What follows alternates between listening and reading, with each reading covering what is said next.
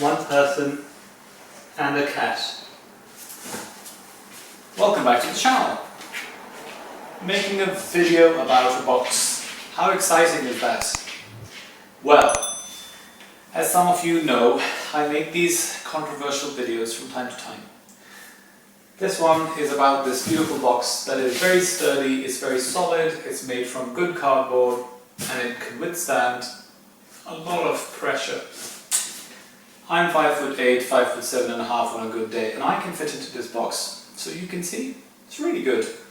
However, what you don't know is, it's recyclable. And it can be used again. So once I've used it, I put it in a recycling bin, it's put on a shipping container, and it's sent to China.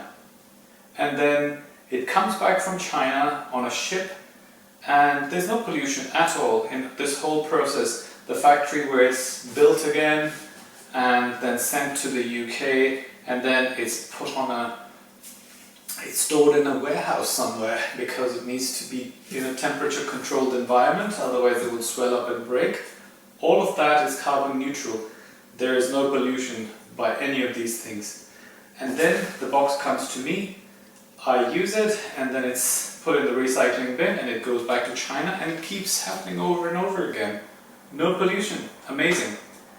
And there's no charges or fines for using this, but if you drive your car, there's a congestion charge because the government thinks that's polluting. The ship that goes all the way to China and brings this back is not polluting the environment at all. And if this was carrying life-saving medication, I could understand. But I ordered this. A mop from Amazon.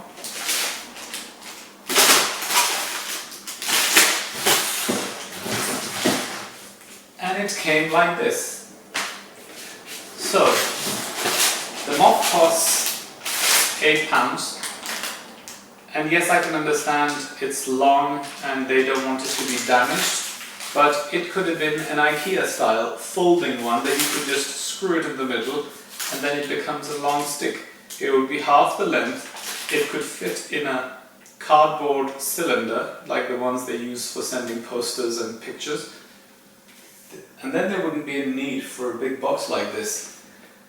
But there is no control whatsoever on these kind of things by the government, because the governments are scared of challenging big organizations like Amazon or Google or Facebook or any big company, because they get support and money from these companies and organizations. And once the politicians, that I believe are complete losers, they end up finishing their political career and going and working for one of these companies. So there is no pollution, it's all just a propaganda. Of course, I'm exaggerating, there is pollution and we have issues, but the point I'm trying to make here is no one's doing anything.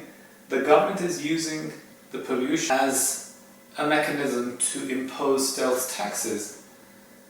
Like the Mayor of London has introduced this temporary congestion charge for £15 a day that has been temporary for over a year. What kind of temporary does the Labour Party or the left wing think it is? The other thing that winds me up is the people who are supporting or promoting or trying to help with the pollution, this Extinction Rebellion and all these people. They are the same bunch of ordinary stupid people who have no plans, no vision, no ideas, and they just want to feel important. That's the biggest thing. Everyone wants to feel important about their life and their existence, and they go around protesting. So when the Extinction Rebellion protests were happening in London, there were hundreds of thousands of people blocking the streets, and some of them were lying on the roads to block the traffic. There was chaos, and there were buses. Like I made these videos which I never posted because I went around and I interviewed 20 to 30 people to ask them what they were doing and what the agenda was, because I thought that would be so amazing to share on my YouTube channel. But when I watched that footage, it made me realize that all these people are so stupid, and it would be bad press for my country to show on YouTube that will be watched around the world that these people that everyone thinks are so smart are actually dumb as a doornail. I asked many of them, okay, what's your manifesto? What's your agenda? What are you proposing that the government should do? Oh, we are just raising awareness. Well, we all know there is a pollution problem. You're raising awareness, but what do you want the government to do? Oh, we want the government to take action. I was like, the government is made up of people like you. Ordinary people that you elected and put there. Now you expect them to be geniuses and come up with a solution that will fix everything. Oh, but they have the power to do this. No, they don't, because you elected them, and if they make a mistake, even if it's the smallest one, you'll tear them down and destroy them. The parties have their own agendas, the corporations have their agendas, no one actually wants to do anything. And I made another video about this subject because even though I'm not one of those tree huggers and says let's save the planet, but I do small things every day that can change. And I think collectively, if all of us said we are going to never ever buy coffee in a paper cup again, we're always going to take our own mug with us or cup with us, imagine how many coffee cups you're going to save. And that those coffee cups are made in some factory, they are then shipped across, then they're sent to a central depot, then they're sent into vans to be distributed to all these shops, and it just goes on and on and on. And all these vans driving around, if I order something on the internet from Amazon, for example, if it's coming from the same depot, to be fair to them, they will put them all in one box. But if they're coming from different parts of the UK, I'll get 5-6 deliveries on the same day. Same thing with everything. There's so many countries around Europe where you have local depots for post. So instead of the post coming to your house, you go once or twice a week after work to this depot and collect your parcels. And some people will say, oh, it's not convenient, and yes, it could be made convenient in some shape or form if we looked into it. Of course, the depots have to be nearby.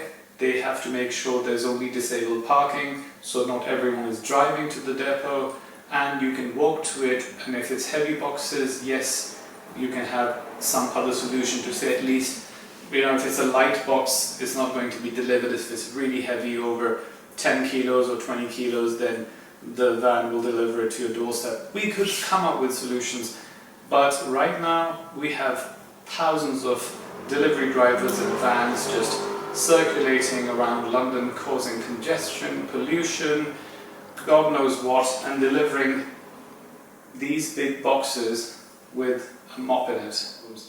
Just driving electric cars is not the solution, because electricity is not clean, whether it's nuclear or coal, because where's the nuclear waste going? How is it stored? Only a couple of them blowing up will cancel this idea of electricity being clean. And until we come up with clean production of electricity, we don't have a solution. And where are the batteries coming from? How are those minerals and lithium and ions extracted? Who's doing it? What's happening to those people? There's a whole raft of things we need to think about, and instead of focusing on petrol, diesel, blah blah blah, we should look at it holistically. There's a very good documentary on Netflix called Sea Piracy, where the guy goes and explores this idea of pollution and then finds out that shipping and fishing is one of the biggest pollutants on the planet, and it's going to kill the planet faster than cars, but we're still eating fish and killing animals as we do. So that's my video. I have another video, by the way, that talks about what we can actually do to fix the pollution. I'll put a link to it if you're interested. If you think this is good, please share it, because I think if each one of us did one small thing every single day, we would start changing our lifestyle and help with the pollution problems. Anyhow, I'll wrap this up and see you in the next one. Thanks for watching.